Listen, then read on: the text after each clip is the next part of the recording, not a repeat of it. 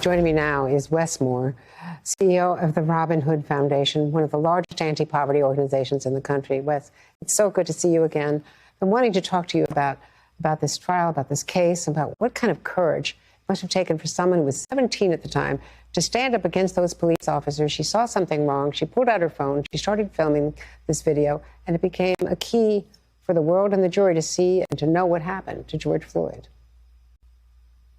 I mean, she is one of the heroes of this. And I have to tell you, listening to her words and listening to the emotion in her voice, I can't help but think about my sisters and my mom and my wife and hearing her talk about this injustice that she was watching right in front of her eyes. That type of weight, that type of trauma, is something that is not just going to be weighted on her, but frankly, has been weighted on a lot of people beforehand. And that's why hearing those words is so, they're so emotional for a lot of us. Every time we hear not just her words, but the emotion behind it. Is this justice for all, or is this verdict just one rare example of accountability? I think this verdict is, it's putting us on an encouraging path towards a larger set of justice measures that need to take place. I remember when I was listening to that verdict read, I got incredibly emotional just hearing the verdicts read, watching the Floyd family's reaction. But it did highlight the fact that this is where we are. That's something that feels so, it was the only just answer for what we saw. That the actual verdict actually felt shocking. That's where we are. And so so you do feel this tremendous sense of relief that what we saw in this case, that we reached the only just conclusion that we could. But it also highlights the fact of still how much further that we need to go, and also how long that march to actual true justice when it comes to ways that all communities are viewed in our society, and the role of policing and community, how far we still have to go to get us to a proper and a just place. And how unusual it is to see a case where the police chief and all those other officers testified for the prosecution against a police defendant.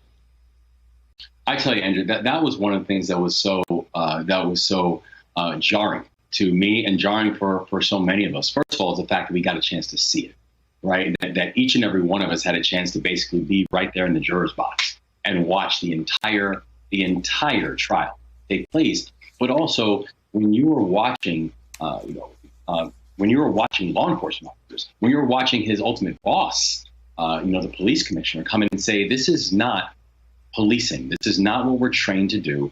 This is not appropriate behavior." I'm a military person, and there is a mantra in the military we live by, this idea that you will not lie, cheat, or steal, nor tolerate those that do. That last piece is oftentimes missed, that toleration.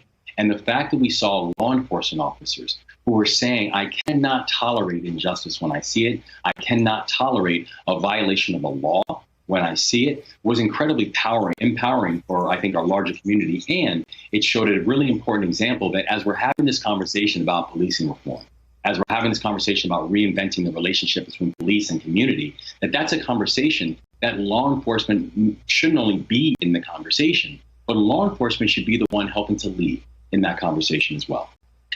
And doesn't it have to involve not just training? The officer in Brooklyn Center was trained. She was a trainer. But it involves the character tests, the psychological tests in recruitment. That's exactly right. It involves us being able to be clear about, yes, we have to focus on training. And so, when we talk about law enforcement officers, that how do law enforcement focus on de-escalation? But the reality is, one of the ways you de-escalate situations is really thinking hard and critically about which situations you're introducing law enforcement officers into. Right? That's also a measure of de-escalation. Because I know as a paratrooper in the military, when we showed up into areas with our flak vests and our Kevlars and our M4s, by definition, our presence escalated the situation. By definition. And so when we're talking about how do we train officers to de-escalate, that's an important component to what we're talking about. But de-escalation also means What are the mechanisms and what are the tools that we're introducing into situations that true de-escalation actually can take place? And I think that's something that we're seeing and hearing not only from advocates and lawmakers as we're watching everything from the George Floyd Justice and Policing Act, which is an incredibly important act to be passed, but also it's something we're hearing from law enforcement officers as well. We're saying that not everything that we see in society should require a police response. That has to be part of that de-escalation conversation too. The Justice Department has announced a reversal of the Trump policies.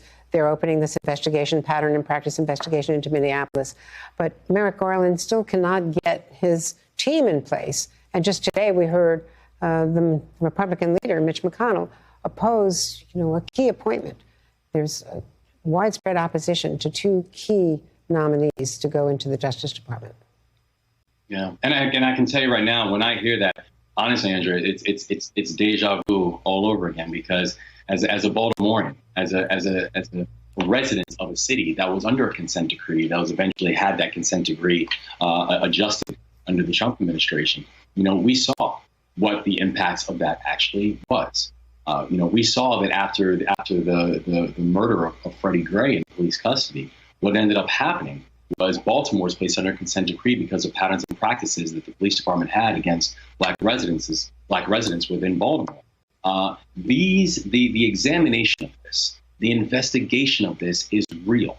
And it was real not just because of what we saw with Freddie Gray in Baltimore, but it was about the fact that even in just a few years before Freddie Gray, you also had Anthony Anderson and Chris Brown and Tyrone West.